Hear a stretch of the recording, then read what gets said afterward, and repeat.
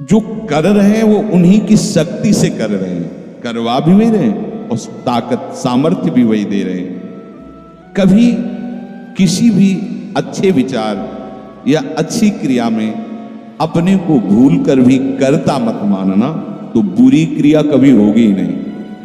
बात पकड़ो, यदि अच्छी क्रियाओं के कर्ता आप बनोगे तो बुरी क्रियाओं से बच नहीं सकते। अगर अच्छी क्रियाओं को देख रहे हो कि प्रभु करा रहे, तो बुरी क्रियाओं का संकल्प ही नहीं उदय होगा। अहम गलित हो गया तो अहम में ही तो सारे विकार रहते हैं। हर समय प्रभु के सामने कृतज्ञ रहे, कितनी कृपा, क्या हमसे लेना है आपको, आप तो पूर्ण काम हो, हमें इतना दुलार कर रहे हो। बलिहारी प्रभु, वो बार बार मन उनके चरणों में लौटता रहता है। प्रभु का विधान सर्वज्ञता से पास हुआ है। वो खूब आगे की, पीछे की, मध्य की सब बात सोच करके उन्होंने आपके लिए विधान किया है।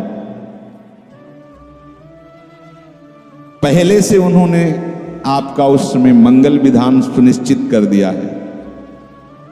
कैसी भी परिस्थिति हो, कभी ऊबना मत, घबराना मत, अधीर मत होना और अपने भगवत विश्वास में कमी मत आने देना।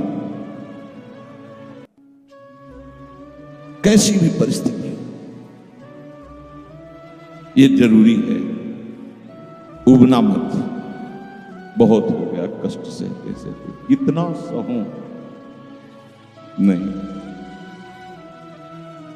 ये अगर ऐसा आ रहा है तो भी आप भगवद आश्रित नहीं हुए। नहीं, ऐसा आ ही नहीं सकता। बड़ा आनंद आता है, कष्ट में बड़ा आनंद आता है।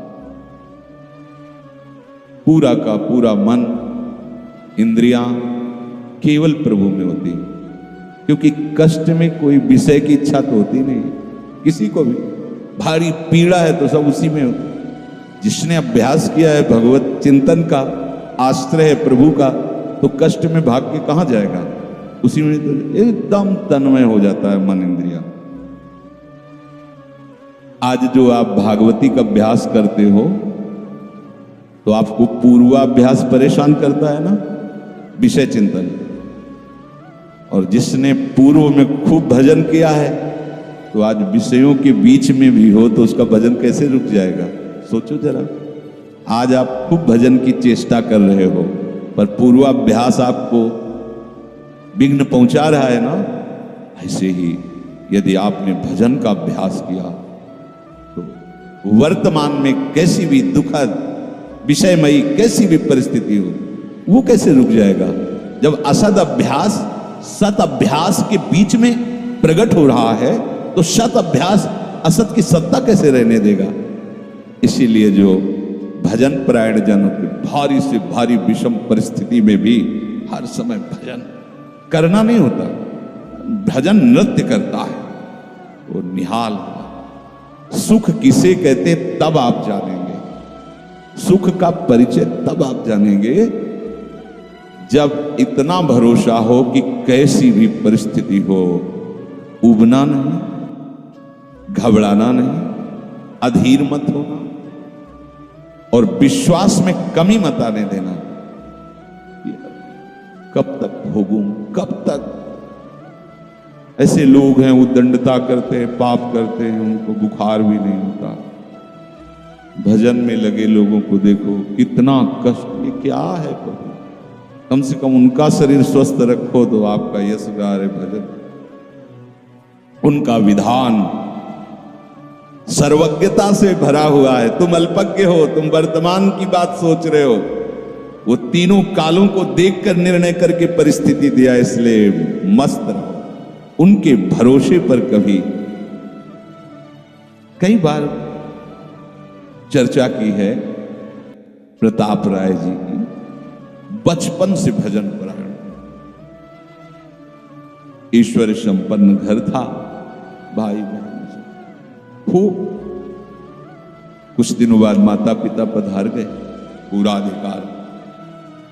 ऐसे भजन में डूबे रहते कि उनका व्यापार था कि जैसे कोई धन लेने के लिए आया तो उसके लिए कुछ गिरवी रखना होता था, आभूषण आदि, और जितनी आवश्यकता है आप धन ले जाइए और जब धन मिल जाए तो ब्याज सहित तो उसमें रख जाना और अपना सामान ले जाना।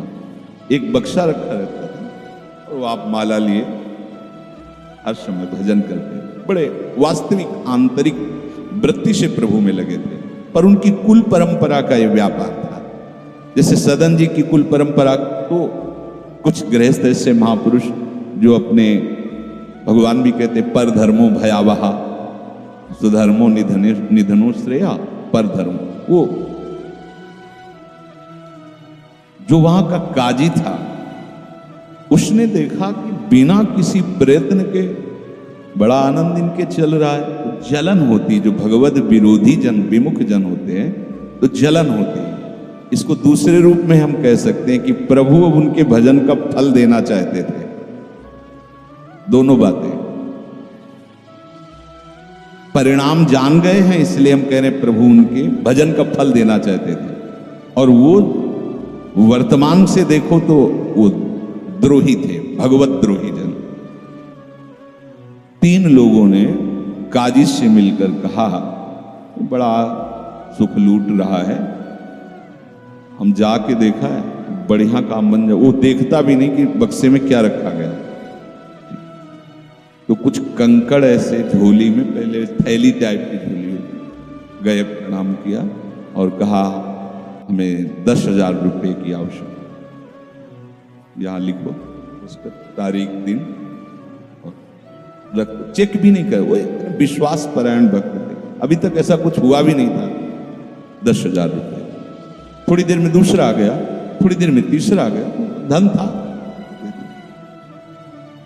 2-3 दिन बाद एक आया, 10,000 का ब्याज, 10,000 रुपये उनका, अपनी जहां रखा हो निकाल लीजिए। थैली निकाली और 2500 लोगों को पहले से ही काजी ने वहां भेज रखा था, सबके सामने डाला। देखो कितना पाखंडी है, हमारी सोने की सब जो आभूषण थे सब हटा के देखो इसमें पत्थर रख दिया, और वो तले दूसरा आ गया। और प्रताप राय जी आपसे ये 10,000 रुपये, ये आपका ब्याज का पैसा। अरे हाँ मेरे भी स्वर्ण, तीसरा है। अब तो जितने गांव वाले थे जो श्रद्धा करते थे कि भक्त है, बड़ा उनका सम्मान था, सब उनके मुंह पे निंदा करने लगे। तिलक लगाए बैठे हो, कंठी बांधे हो, नाम जप करते, तुम्हें शर्म नहीं आती? तभी हम लोग सोचते थे कि कुछ करते हो नहीं, इतना माला माल हो रहे हो, ऐसी बेईमानी तुम करते हो। काजी आ गए, उसने कहा तुम रिपोर्ट लिखो। रिपोर्ट लिखाई गई, बादशाह के पास रिपोर्ट पहुंचा गई। उन्होंने कहा ऐसे पाखंडी को बंदी बना लिया जाए और सारी संपत्ति जब्त कर ली जाए।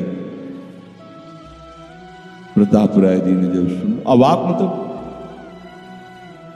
पत्नी से कहा कि ठाकुर जी की सेवा में बाधा ना पहुंचे, तुम ठाकुर जी को लो, पीछे के मार्ग से निकल जाओ, कुछ भोग सामग्री आभूषण और ठाकुर जी को लेकर चले। पत्नी ने ऐसा किया, साफ एक बर्तन भी नहीं रहने दिया और उनको हथकड़ी डाल करके जेल में पहुंचा दिया, सब लूट लिया, सब नष्ट भ्रष्ट कर दिया। अब आप देखते जाओ, जब वहां पहुंचे तो जो विरोधी जन थे तो उन्होंने कहा कि ठाकुर के बहुत से आभूषण, बड़ी महंगी मूर्ति इनकी ठाकुर की, इनकी पत्नी, उसको तो आपने बंदी नहीं बनाया। सरकारी सैनिकों ने खोज की तो अपने मायके चली गई थी, वहां से उनको बंदी बनाया, ठाकुर जी को ला करके जहां धन का स्टॉक था वहां रख दिया, आभूषण सब उनको, दोनों को एक हथकड़ी बेड़ी डाल। वो ठाकुर जी से एकांत में जेल में कहने लगे कि ये सब लीला तो हमें बर्दाश्त है, लेकिन आप जो हमारे प्राणनाथ हैं, आपको बंद कर दिया गया, भोग नहीं लगेगा, आरती नहीं होगी, आपको शयन नहीं करे, ये हमसे बर्दाश्त नहीं होता। प्राण हमारे ले लो, हम आपकी सेवा के बिना नहीं रह सकते। मुझे ये जो कुछ किया इस तो बर्दाश्त है, पर आप हमारे पास नहीं, आपकी सेवा नहीं, और जीवन भर कुल परंपरा से आपकी सेवा होती, नाथ ये मुझसे बर्दाश्त नहीं। विकल होकर के रोए। तो वहीं गलबैया दिए प्रिया प्रीतम जेल में ही प्रकट हो गए, निहाल कर दिया। आगे जो बड़ा चरित्र है, हम ये बताना चाहते हैं कि देखने में तो हमें लगा कि देखो ऐसे महान भक्त के जीवन में कैसी परिस्थिति आई, पर परिणाम देखकर हम ये कह सकते हैं कि ये फल वृत्ति आई, पूरे जीवन के भजन का फल, सच्चिदानंद प्रभु का साक्षात दर्शन, साक्षात ऐसी महान स्थिति आगे उनकी वर्णन है। या कह रहे कि ऊबो मत, घबराओ मत, अधीर मत हो, विश्वास में कमी मत हो।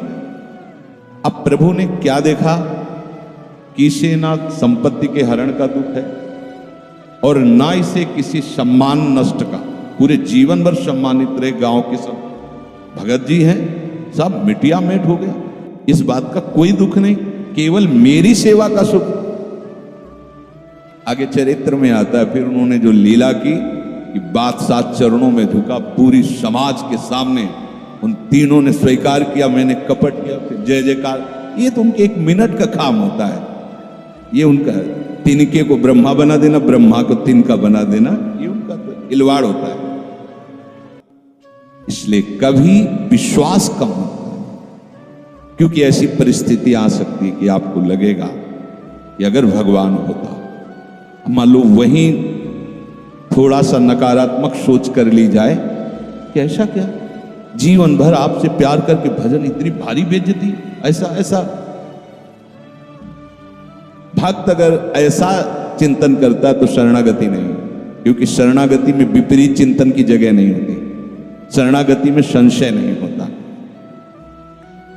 उसकी कृपा के असंख्य रूप हैं,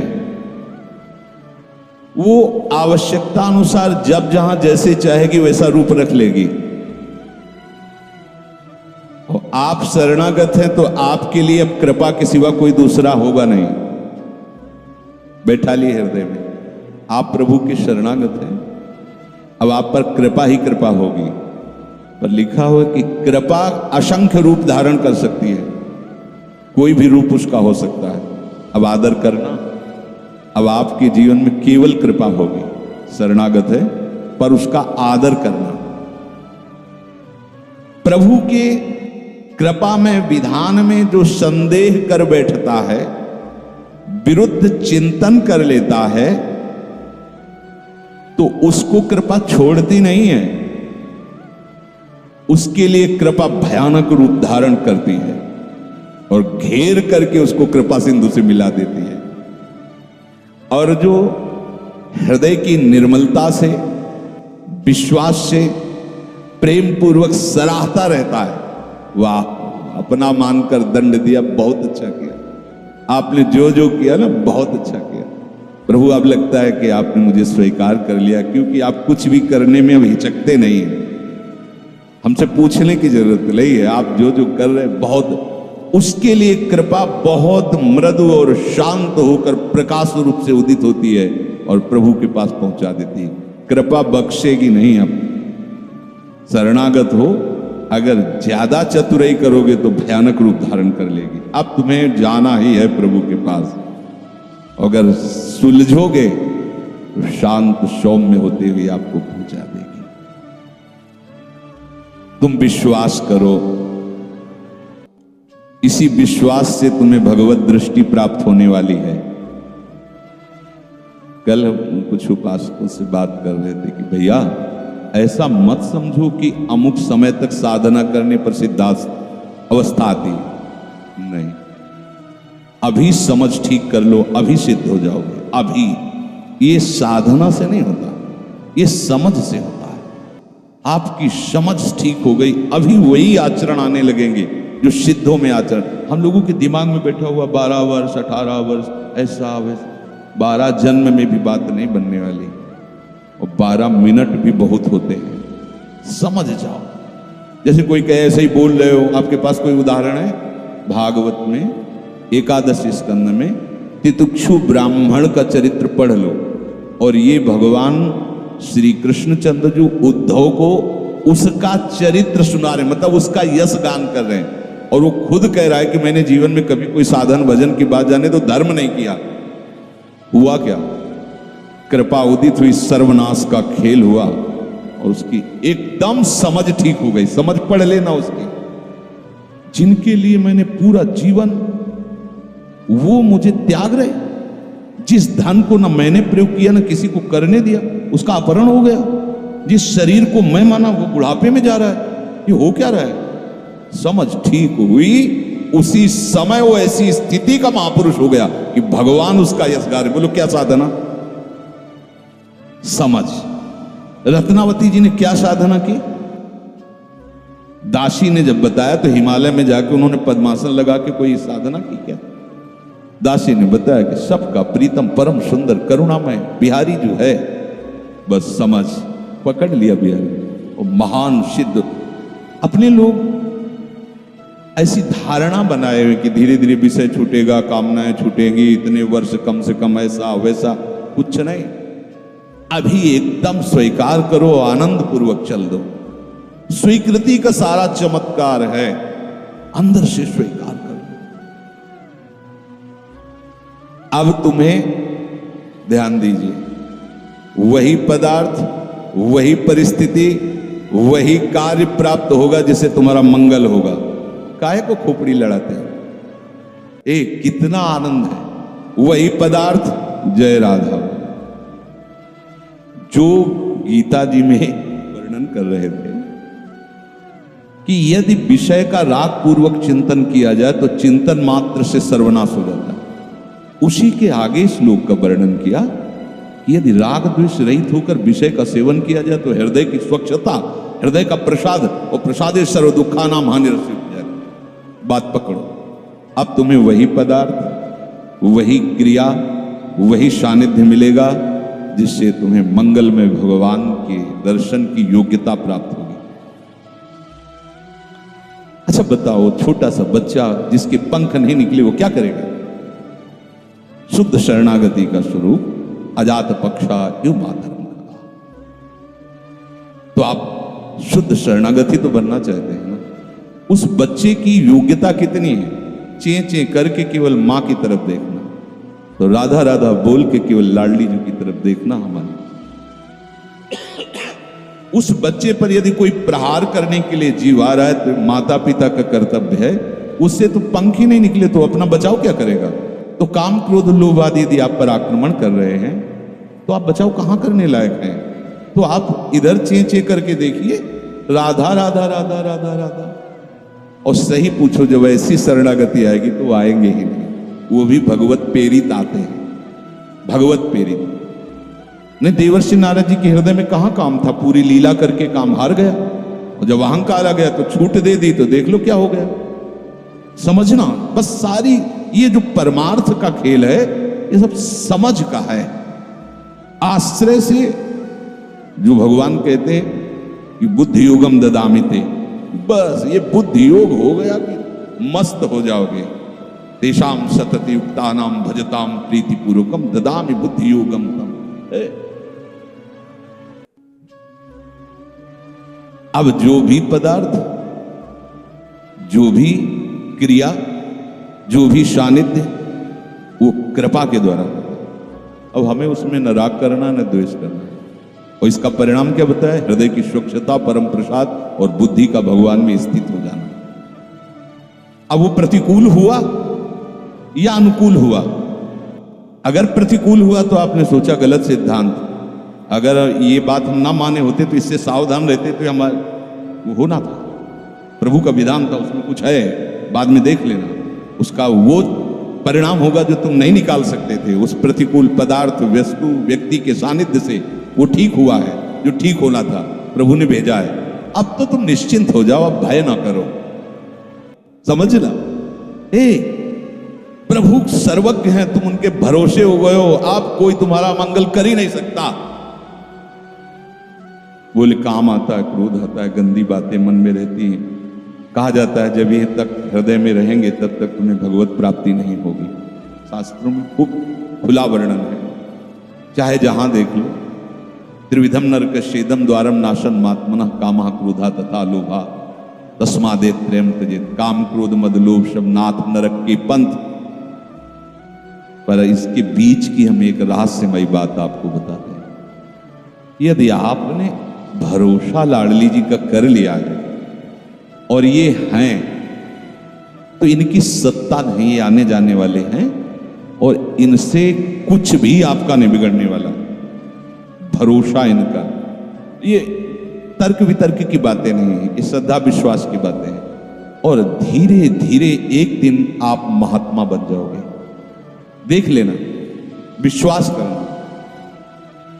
कुछ बातें ऐसी होती जो यहां की होती, क्योंकि पूरा जीवन जिए हैं तो उसको देखा है। पढ़ी लिखी बातों को जब तक अनुभव में नहीं किया जाता तो ठीक से समझ में नहीं आती। अब जैसे ये बात केवल समझ में आ जाए कि निर्विकार हृदय ही भगवत प्राप्ति की योग्यता, बढ़िया है, बढ़िया शब्द है। लेकिन जीवन में देखा है कि इसमें विकार है, जीवन में देखा है इसमें बहुत सी घृणित बातें रही और कसर रखा नहीं साधन में, भजन में, साधन में, उपासना में, गुरु कृपा से छूट नहीं दी। जीवन हो गया 5 मिनट भी इसको छूट नहीं दी। हर समय जैसे दुश्मन पर सवार रहे। देखो बीमार हैं, ये दुनिया का सम्राट, छूट नहीं। अगर थोड़ी भी सांस है, चलने की हिम्मत है तो चलेंगे। ऐसा नहीं कि बीमार हूं पड़ा, नहीं, हिम्मत है तो बैठेंगे, चिंता नहीं। पर विकार देखा है, काम भी देखा है, क्रोध भी देखा है, 20 वर्ष बाद भी ममता को भी देखा है। अब हम क्या करें? निराश होकर बैठ जाएं क्या? नहीं। तो भगवत प्राप्ति तो होगी नहीं। 20 वर्ष से चलते रहे, ममता भी देखा पीछे, काम भी देखा, क्रोध। अब क्या करें? बिल्कुल निराश मत होना।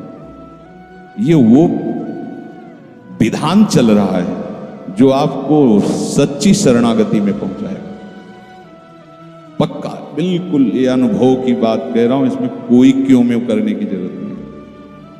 आपको निश्चित भगवत प्राप्ति होगी। काम क्रोध ये स्फुरित होते रहे तो भी आपको निश्चित भगवत प्राप्ति होगी, क्योंकि आपने आश्रय लिया है लाडली लाल का। इस पर किसी का तर्क नहीं चलेगा। जैसे कोई कहे, तुम्हारे कहने से होता है, पता नहीं तुम्हारी छाती का अनुभव गलत हो तो ठीक वैसे ही विषयों का सेवन करने वाला सुग्रीव, ठीक वैसे ही मदांध बाली, वो नहीं जानता भगवान को। भगवान सुग्रीव नहीं जानता। हनुमान जी कहते हैं कि महापराक्रमी चक्रवर्ती सम्राट महाराज दशरथ जी के पुत्र भगवान श्री राम हैं। इनसे मित्रता कर लो तो तुम बाली के भय से क्या, कोई भी तुम्हें भयभीत नहीं, काल भी भयभीत नहीं कर सकता। हनुमान जी पर विशेष श्रद्धा और विश्वास सुग्रीव का था, बहुत प्रीत है। एक तरह से उनके मंत्री हित, जैसा वो आदेश करते तो वैसा। एक भक्त पर विशेष श्रद्धा ने प्रभु से मित्रता करवाई, सामने अग्नि को साक्षी करके।